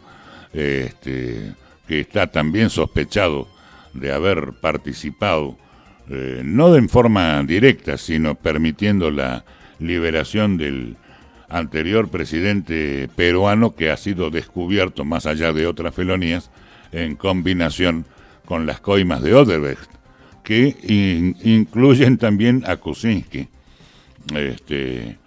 El Papa dijo en la recepción que le brindó el presidente, delante de él, dijo: cuánto mal le hace a nuestros pueblos latinoamericanos y a las democracias de este bendito continente este virus social, la corrupción, un fenómeno que lo infecta todo, siendo los más pobres y la madre tierra los más perjudicados. Insisto, lo dijo en plena crisis política peruana, precisamente por corrupción. La lucha contra este flagelo, dijo el Papa, supone una mayor cultura de la transparencia entre entidades públicas, sector privado y sociedad civil, porque la corrupción es evitable y exige el compromiso de todos. ¿Qué pasa en Perú? Bueno, Perú vive justamente una crisis política derivada precisamente de la corrupción. Los problemas del actual mandatario se desataron a mediados de diciembre, cuando la constructora brasileña Odebrecht reveló que había pagado unos $5 millones en asesorías a empresas ligadas a Kuczynski, el presidente peruano, mientras era ministro del entonces presidente Alejandro Toledo, el periodo 2001-2006. Bueno, Kuczynski hasta ahora había negado todo lazo con esta empresa brasileña. Confesó, o mejor dicho, cooperó con la justicia peruana, confesando sí que había pagado $29 millones en sobornos en el país a lo largo de 3 gobiernos: el de Alejandro Toledo, el de Alan García, 2006-2011, y el de Ollanta Humala, del 2011 al 2016. Recuerden que Kuczynski estuvo a punto de ser destituido en diciembre por mentir sobre sus lazos con la constructora brasileña en el gobierno de Toledo, ¿no? Sobre Toledo pesa una orden de la justicia peruana para ser juzgado en el país por el mismo caso. Y Fujimori, el presidente peruano de 79 años, se salvó gracias al apoyo de la facción de Kenji Fujimori. Según cree la mayoría de los peruanos, Kenji Fujimori le dio a Kuczynski los votos suficientes para indultar a Fujimori padre, a Alberto Fujimori, el padre de Kenji, que está cumpliendo ya 25 años de cárcel por corrupción y crímenes de lesa humanidad. Bueno, justamente el indulto de Kuczynski, sospechan los peruanos que fue negociado con Kenji Fujimori para que le diera el hijo del expresidente los votos suficientes como para poder indultar al expresidente peruano, para que termine con su detención carcelaria y pueda tener una detención en vivienda privada, ¿no? Humala no, Humala permanece en prisión preventiva. Y Toledo, como les digo, tiene una orden de extradición desde Estados Unidos, todos por haber recibido sobornos de Odebrecht en la construcción de redes viales en Perú. Bien, amigos, de esta manera culminamos la página internacional. Nuevamente unos consejos institucionales. Cuando volvamos, seguramente ya estaremos en diálogo con el doctor Hugo Vega para analizar la semana de economía y negocios en Argentina. Te damos 24 horas de buena radio. Compartimos el día a día de tu vida y te acercamos las noticias que necesitas. Estás escuchando 95.5 FM Impacto. Si pasa, pasa en FM Impacto. 24 horas de buena radio. Hola, mi nombre es Dana, soy una vecina de San Salvador de Jujuy. Me encanta tener flores en mi casa. tengo un montón, pero sé que el agua y los floreros, los mosquitos que transmiten dengue, zika y chikungunya pueden poner sus huevos. Por eso, me ocupo de cambiar el agua cada 2 o 3 días. Lo hago porque si cada uno hace de su parte, juntos podemos terminar con los mosquitos. Contra los mosquitos, todos podemos hacer algo. Ministerio de Salud, Presidencia de la Nación. Me enteraba cuando aparecía algún nieto, seguía la noticia. Ni remotamente se me pasó por la cabeza que podía yo estar en ese lugar en algún momento. Encontrar un hermano fue un impacto fuerte. Objetivamente éramos medio desconocidos y sin embargo tenía una sensación de como de volver a algún lugar del que me fui, digamos. Si dudas de tu identidad o crees que alguien puede ser hijo de desaparecidos, comunícate con Abuelas 011-4384-0983 abuelas.org.ar. No los dejemos con la duda. Sintoniza la frecuencia de las noticias. Toda la actualidad del país, de la provincia y de nuestro Villa Gesell en FM Impacto. FM Impacto 95.5. La radio de las noticias. Tercera etapa de nuestro episodio semanal, la consulta con el doctor Hugo Vega, el doctor en Ciencias Económicas, que nos ayuda a entender la semana económica y la semana de negocios en Argentina desde una lectura profesional, pero asociada con la opinión pública, ¿no? Hay 2 títulos que quisiera imponer para el diálogo con el doctor Vega. El primero, tema del que ya hemos hablado, el gasto público. El primer problema de Argentina fue y aparentemente será por mucho tiempo el enorme gasto público en la República Argentina. ¿Cómo resolverlo en un país que tiene 30% de pobreza y 7% de indigencia? Y por otro lado la cuestión del dólar, porque lo dijo Melconian, un analista económico muy reconocido en la República Argentina, dijo que la lluvia de dólares no llega porque hubo errores de diagnóstico y mucha inacción en esa materia en la República Argentina. Son temas muy, muy puntuales, muy científicos, por otra parte. Así que vamos a la lectura del profesional. Ya está en línea telefónica. Hugo Brunet saluda. Buenos días, Fernando. Buenos días para toda la audiencia. Y bueno, tomando el primer tema, que es bastante candente y sabemos que es un patrón de comportamiento de la macroeconomía argentina siempre, que es el tema de cómo gasta el Estado, ¿no? Y de qué manera, digamos, toma las decisiones de reinversión de los dineros públicos, que en realidad, recordemos que cada gobierno, en definitiva, es un administrador de los fondos que nos pertenecen a todos, ¿no? Y bueno, en función de cuál es la lógica, la mirada y después la práctica de cómo llevan adelante la administración del Estado a partir de justamente esa visión que se tiene del Estado. Sabemos que hemos tenido gobiernos que han maximizado la intervención del Estado porque ha sido la concepción o la cosmovisión que han tenido respecto de la situación y de lo que debía aportar la administración estatal en la sociedad argentina. Y hemos tenido también ciclos de gobierno donde se ha minimizado la presencia del Estado porque se ha considerado que en verdad se debía maximizar el comportamiento y la acción del sector privado. En el mundo, cuando hace uno el recorrido sobre los presupuestos públicos consolidados, es decir, aquellos que incorporan el presupuesto público nacional, los presupuestos de las gobernaciones, o en nuestro caso las provincias, y los presupuestos de las comunas, o en nuestro caso los municipios, claramente uno va viendo, por ejemplo, Fernando, cuando vemos el comportamiento y la presencia que tiene el Estado en países nórdicos como Suecia, Finlandia, Dinamarca, o si nos bajamos un poco más hacia Europa, el caso, por ejemplo, de mismo Alemania o mismo Francia. Si vamos y miramos, por ejemplo, lo que ha sido la gestión de los Estados Unidos de América con la gestión de Obama en cuanto al engrosamiento que tuvo la acción del Estado en la economía norteamericana, y hablando siempre del siglo XXI inclusive, ¿no?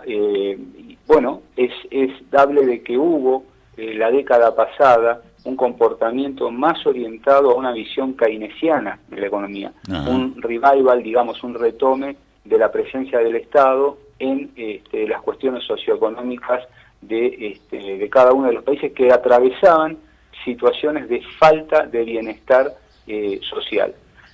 Pero claro, también tenemos países donde se ha maximizado la acción del sector privado y se ha minimizado el Estado.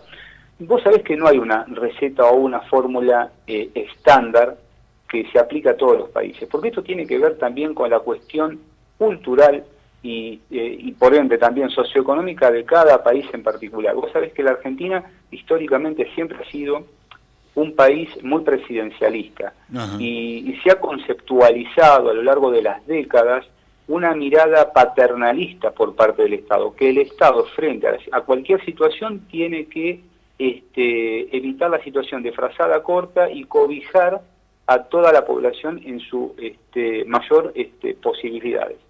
Y bueno, esa digamos, cultura que se ha venido generando en el país, bueno, ha generado obviamente líneas de pensamiento que hoy involucran en una parte importante de la sociedad argentina, con buenos ojos ver que el Estado avance en cuestiones que incluso son típicamente del sector privado.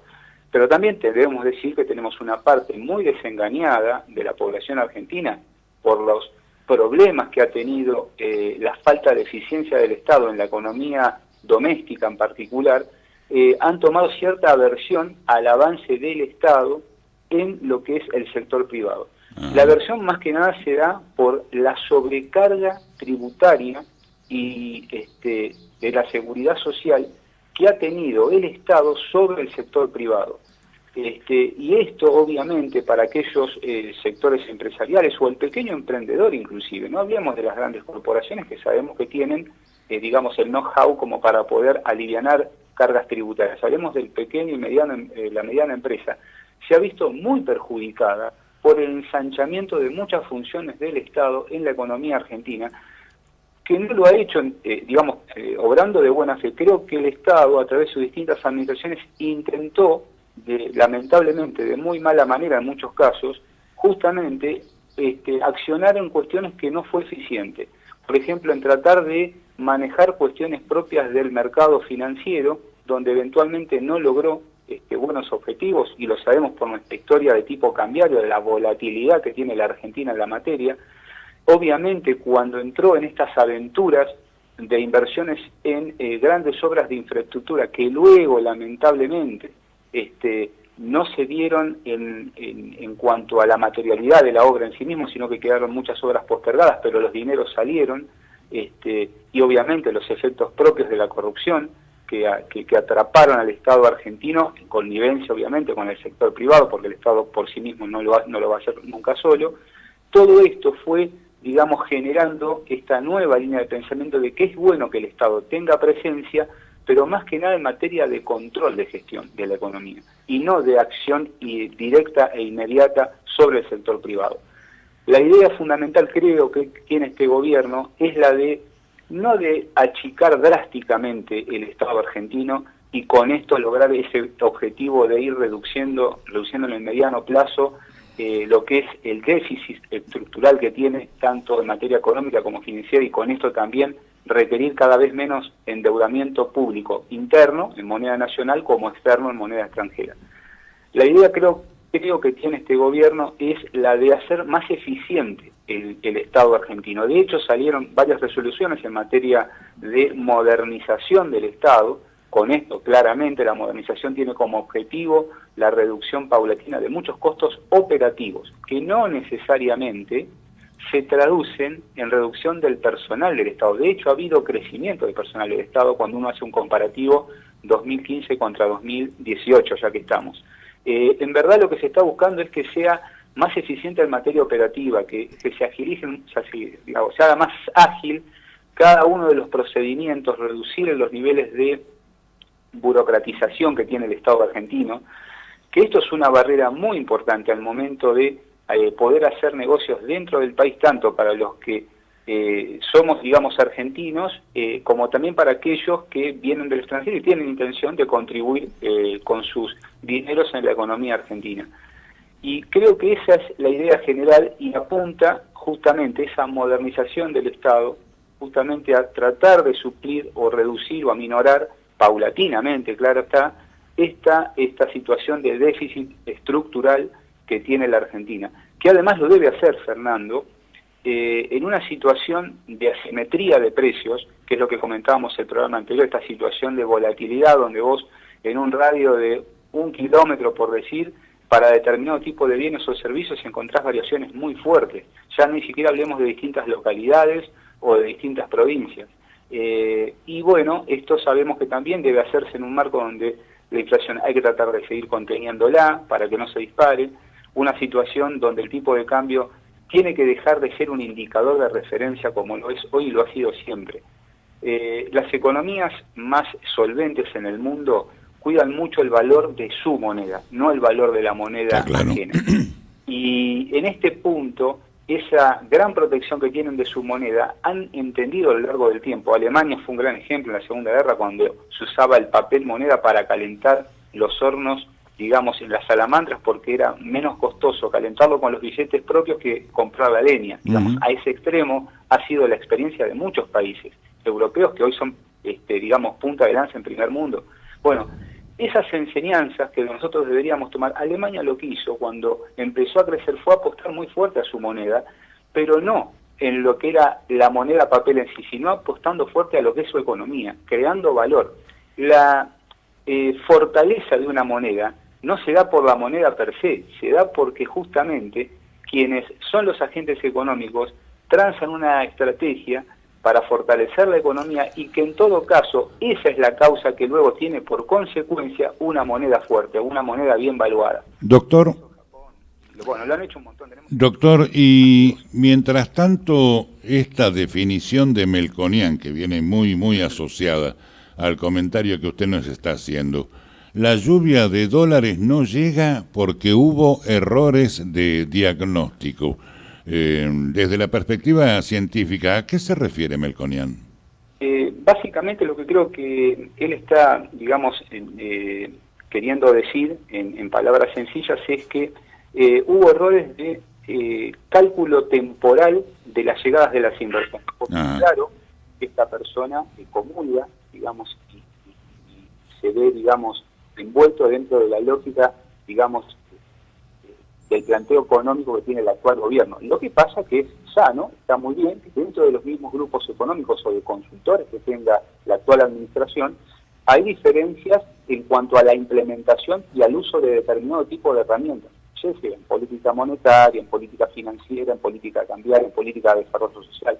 Y ahí viene el tema del enriquecimiento que tiene que generar este gobierno, que es ir escuchando cada uno de los planteos. En el caso del licenciado Melconian, yo creo que lo que él ha observado es que si bien hubo un gran mapa de anuncios de inversiones en distintos rubros, el más fuerte, el más pesado obviamente sigue siendo el energético y el de telecomunicaciones, pero fundamentalmente el energético y el de materias primas, muy enfocado en lo que es minería, logística, producción de hidrocarburos y demás. Claramente, la cuestión política es lo que ha ido difiriendo en el tiempo de la llegada de las inversiones. ¿Por qué? Porque Argentina tiene un efecto de volatilidad muy asociado no a su estructura económica, sino a su estructura política. Son los vaivenes políticos de coyuntura los que afectan la toma de decisiones de mediano y largo plazo. Quien pretende hacer una inversión y ver su flujo de fondos en 10 años y ver si en ese plazo puede hacer un recupero y que por lo menos le permita terminar hecho en una inversión de activos muy especializados, como justamente son las inversiones en energía, en logística, en infraestructura, claramente tienen que garantizar cierta normalización del comportamiento de la economía y por tanto de las reglas que la dirigencia política pone a través de políticas públicas, justamente, para que esta inversión de mediano o gran escala realmente desarrolle ese tipo de inversiones. Incluso en la misma ciudad costera, a ver, quien va a efectuar una inversión de mediana o gran escala, como puede ser el desarrollo de un barrio privado o, por ejemplo, la construcción de un edificio o de un complejo, son inversiones que uno las estima en por lo menos con un recupero de 10 años.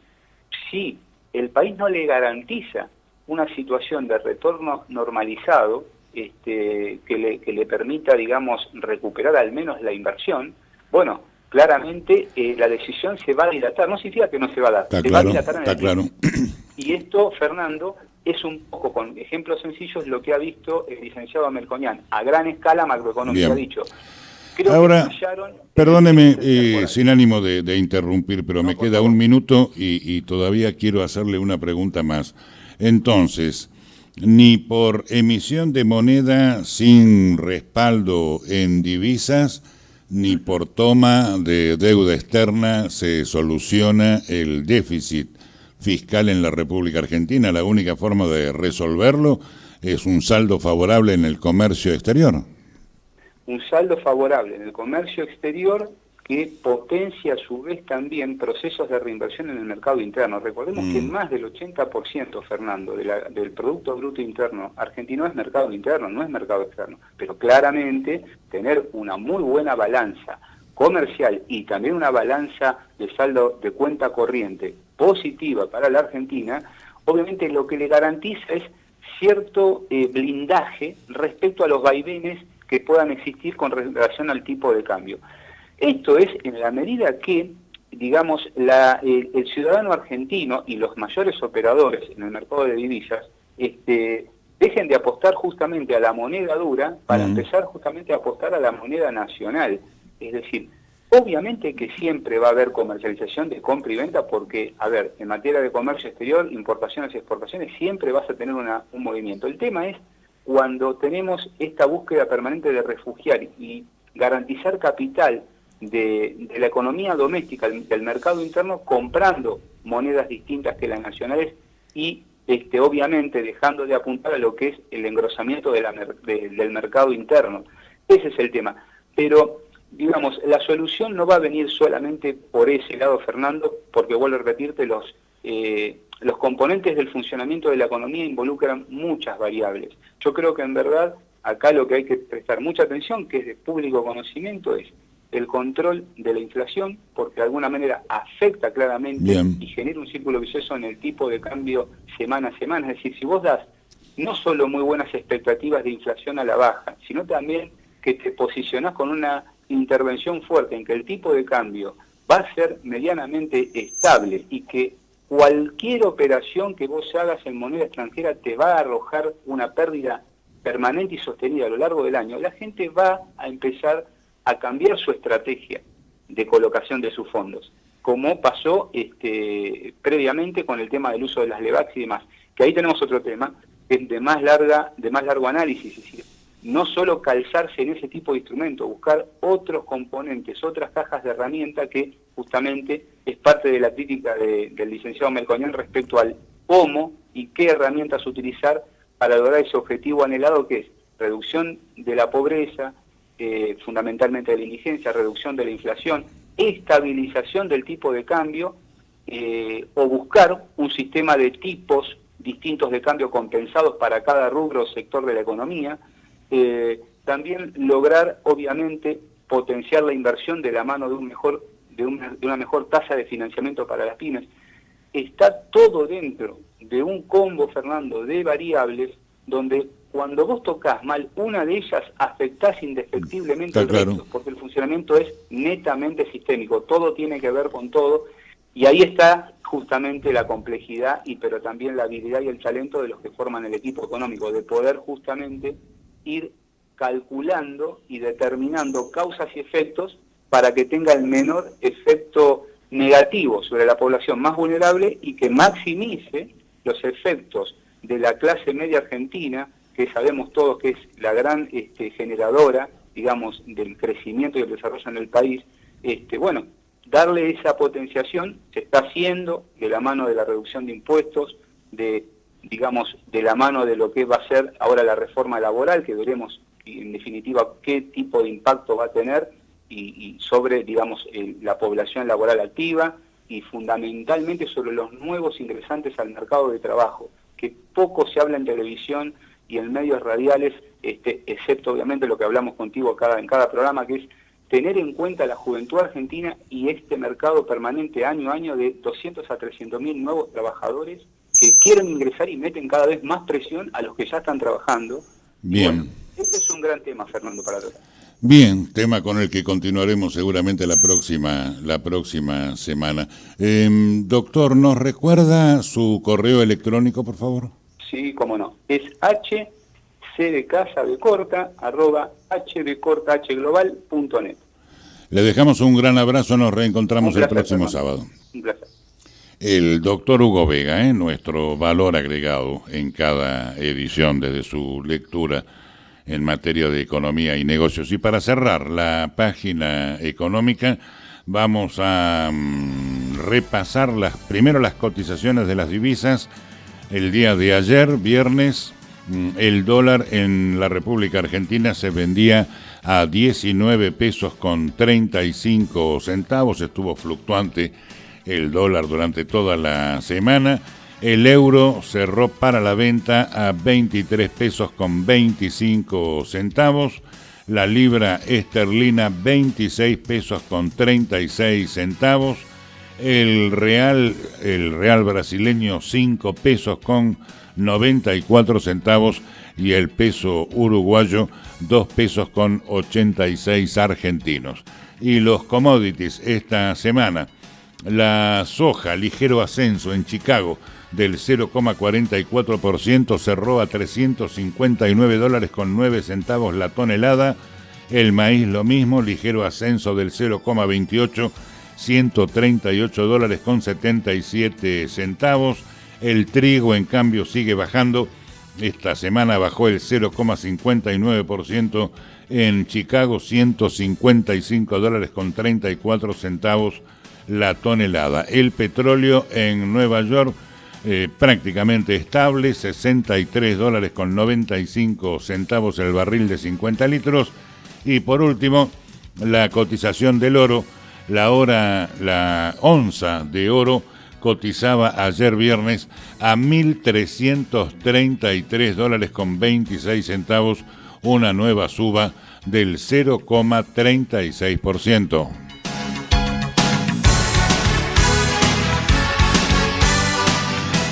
No puedo concluir el programa sin recordarle a nuestra audiencia nacional e internacional a través de YouTube, primero, para comunicarse con nosotros, o mejor dicho, para seguir nuestra programación, tanto de la emisora como de Buenos Días Buenos Aires, nuestra página web en internet, tome nota, www.fmimpacto.com.ar. Esta es nuestra página web, allí podrá seguir nuestros archivos de la programación de nuestra emisora y de Buenos Días Buenos Aires. También nos encuentra en Facebook como FM Impacto en Villa Gesell.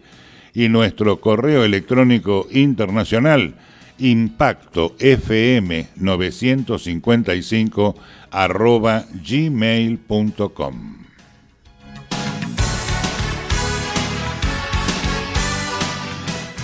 Bien, muy bien. Vamos a buscar el cierre del episodio semanal con nuestra habitual página de divulgación de la cultura nacional.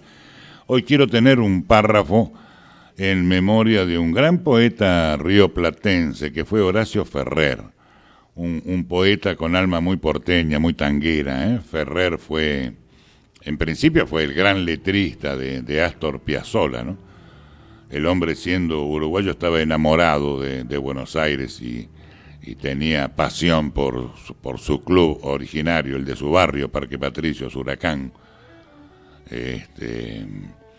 Bueno, traigo a Horacio Ferrer leído por él mismo, interpretando, musicalizando la balada Para mi muerte, que es de su autoría. Y está acompañado por la guitarra de Juanjo Domínguez. Sí, tengo muy pocos minutos para cerrar el programa, así que la mención es breve. Pero bueno, un homenaje a este gran poeta rioplatense. Balada para mi muerte, Horacio Ferrer. Nací en Montevideo y fue a media mañana Mi mamá tan porteña, papá tan oriental.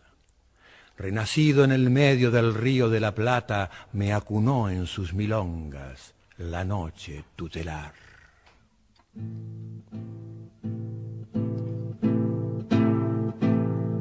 Moriré en Buenos Aires, será de madrugada. Guardaré mansamente las cosas de vivir. Mi pequeña poesía de adioses y de balas, mi tabaco, mi tango, mi puñado de spleen. Me pondré por los hombros de abrigo toda el alba, mi penúltimo whisky quedará sin beber. Llegará tangamente mi muerte enamorada. Yo estaré muerto en punto cuando sean las 6. Hoy que Dios me deja de soñar, a mi olvido iré por Santa Fe. Sé que en nuestra esquina vos ya estás, toda de tristeza hasta los pies. Abrázame fuerte que por dentro me oigo muertes, viejas muertes, agrediendo lo que amé. Alma mía, vamos yendo, llega el día, no llores. Moriré en Buenos Aires, será de madrugada, que es la hora en que mueren los que saben morir. Flotará en mi silencio la mufa perfumada de aquel verso que nunca yo te supe decir. Andaré tantas cuadras y allá en la Plaza Francia, como sombras fugadas de un cansado ballet, repitiendo tu nombre por una calle blanca. Se me irán los recuerdos en puntitas de pie. Moriré en Buenos Aires, será de madrugada. Guardaré mansamente las cosas de vivir. Mi pequeña poesía de adioses y de balas, mi tabaco, mi tango, mi puñado de spleen.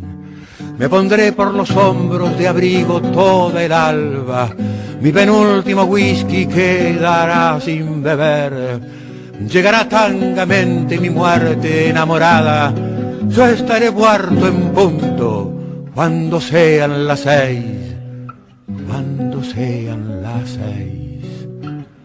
Cuando sean las 6.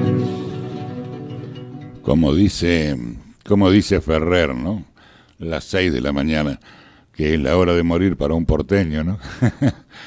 Es una bellísima poesía, un pequeño homenaje al gran poeta rioplatense, cerrando el programa de hoy, que quedó muy estrecha la página de divulgación cultural. Pero permítanme en la despedida, ya que mencionamos esta balada para mi muerte, y no puedo resistirme a compartir con ustedes una versión excepcional que encontré esta semana de Charly García, al piano y cantando su célebre Canción para mi muerte.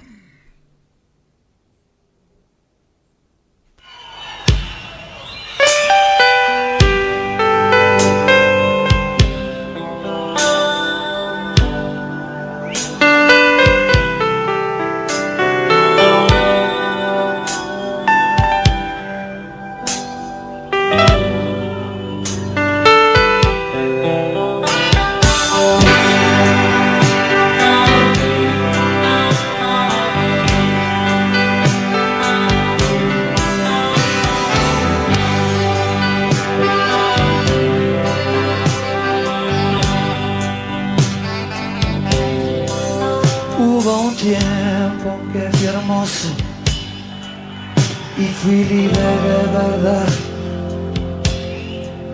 guardaba todos mis sueños en cajitas de cristal.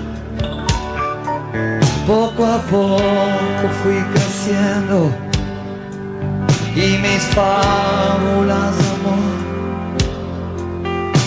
se fueron desvaneciendo como pompas de jabón. Te encontraré una mañana dentro de mi habitación y prepararás la cama. Es larga la carretera cuando uno mira atrás. Vas cruzando las fronteras sin darte cuenta quizá. Tómate del paso en mano. Bien amigos, hemos llegado al final de nuestro episodio. Sí, un poco tristonga la página de divulgación cultural de hoy, posiblemente coincidente con momentos de tanta incertidumbre que se viven por estas horas en Argentina. Pero hemos llegado al final de nuestro encuentro semanal y nos proponemos reencuentro el próximo sábado. Con la producción ejecutiva de Alfredo Argento, se despide de todos ustedes Fernando Brunet. Si Dios quiere, hasta el próximo sábado. Nos reconocerá por nuestro habitual saludo. Buenos días, Buenos Aires.